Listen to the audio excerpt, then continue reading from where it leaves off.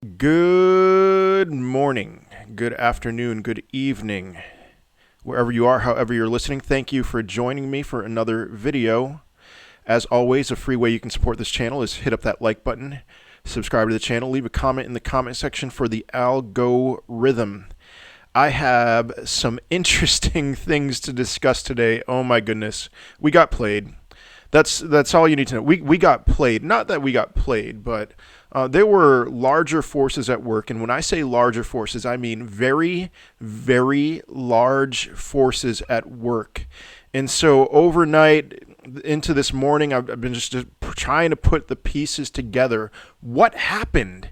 And now we're seeing Bitcoin. All right, maybe it'll this 42,000 barrier that we're at right now. It's whatever. Been trading sideways at $42,000 for like half an hour at the making of this video. That was major support. Maybe now it's going to be resistance, but I don't think so.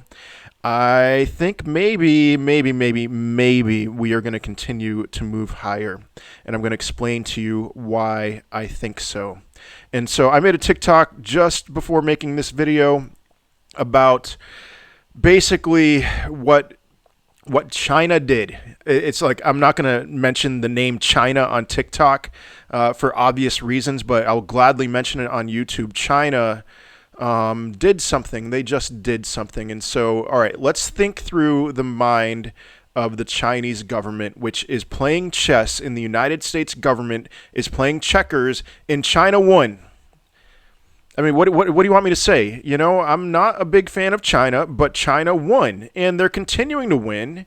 And maybe we know that. Maybe the higher ups in this country know that. And so now it's doing whatever we can to please China. It just makes me sick. But China won, and they're winning even more.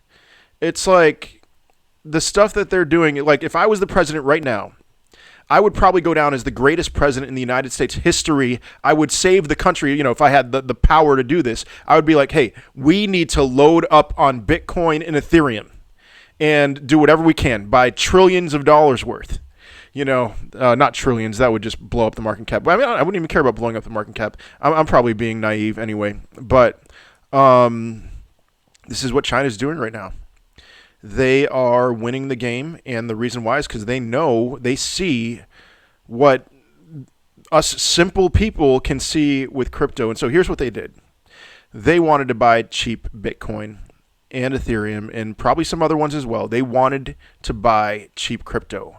So when a major institution or a global superpower wants to buy crypto, they don't reach up to the price that it's at. They bring the price down to them, and then they buy. That's what China did. That is what they did. Okay, so first of all, step number one, introduce some new regulation that's actually not new regulation. It's just let's just spread some news that we're going to tighten things up with cryptocurrency because we see it as a threat to the yuan, and we want to stop this thing from taking power out of our hands. Introduce some FUD. That's absolutely what they did. Step two, transfer large amounts of crypto onto exchanges, larger than ever any before. Just massive amounts of crypto onto exchanges. Transfer it there.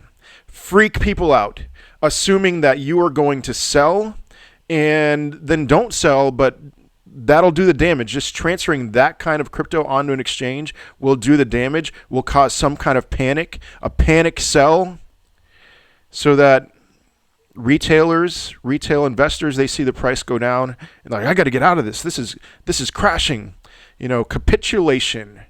And then, but if you're a global superpower, you don't want to keep that crypto onto exchanges. So the very next day, you transfer massive amounts of crypto off of exchanges, which is what happened yesterday. The most on Binance.com, when you think Binance, think China. I'll go back to this big chart here. Binance is China, Coinbase is the United States. I mean, that's typically how it works. I know that there's other countries in play here, but the United States and China are the major players here. China increasingly over time And so this was the largest transfer onto Binance, onto their exchange ever, literally ever, by far. And then next day, largest transfer off of Binance ever, literally ever, by far. That's what happened. And then, so, they did their work. Price of Bitcoin went down pretty hard. Where'd it go? I saw in the 29,000s, $29,765. And then it very quickly bounced back. And so they weren't able to buy all their crypto at the very bottom, but I'm sure they bought a lot. And I don't know, maybe what their average would be somewhere around $36,000, something like that. I could see that being the average price that they paid for their Bitcoin. And they probably bought some Ethereum as well. And so $36,000 and, Okay, so Justin Sun, the founder of Tron and BTT, he bought 4,145 Bitcoin with $152 million. He loaded up on some ultra cheap Ethereum with another $135 million. And man, that's very interesting timing. I find it very interesting that he had almost $300 million liquid at that time. That just seems kind of odd. I mean, that was a window. That was not. I mean, it's an average of $36,000 that Justin Sun bought 4,145 Bitcoin. That's an average. So that means he bought much lower than that. This is a window of maybe an hour that he had to buy ultra cheap Bitcoin and Ethereum. So,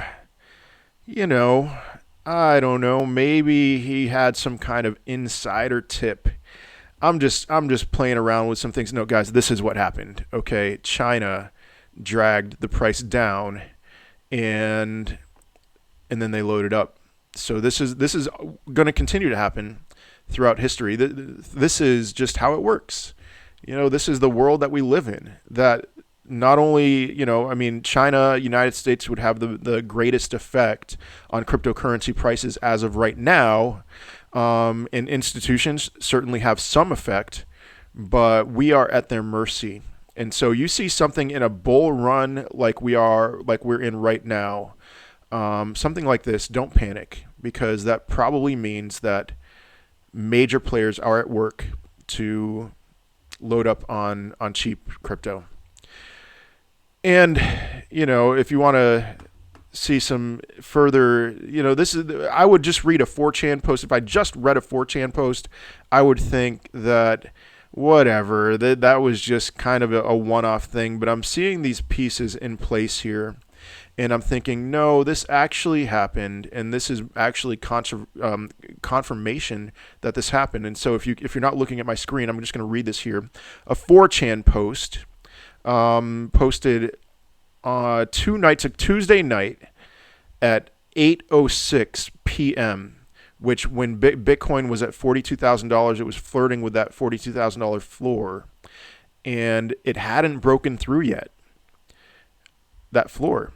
And so here we go. Hey guys, Insider here. For those of you that are not busy bobo larping, whatever, okay, and paying attention, there will be another announcement from China soon. Picture is semi-related. It says China will recycle used white guys. I don't know what that means, but anyway. Can't tell you guys what firm I work for, but it's massive, and it's working with the People's Republic of China. The purpose of today's press release, alongside all the FUD posting, is to get Bitcoin as low as it can before 7 a.m. UCT, which I think is 3 a.m. Eastern time. They pushed that back to 1 p.m. UCT, which was 9 a.m. Eastern time, which was pretty much when all the craziness happened yesterday.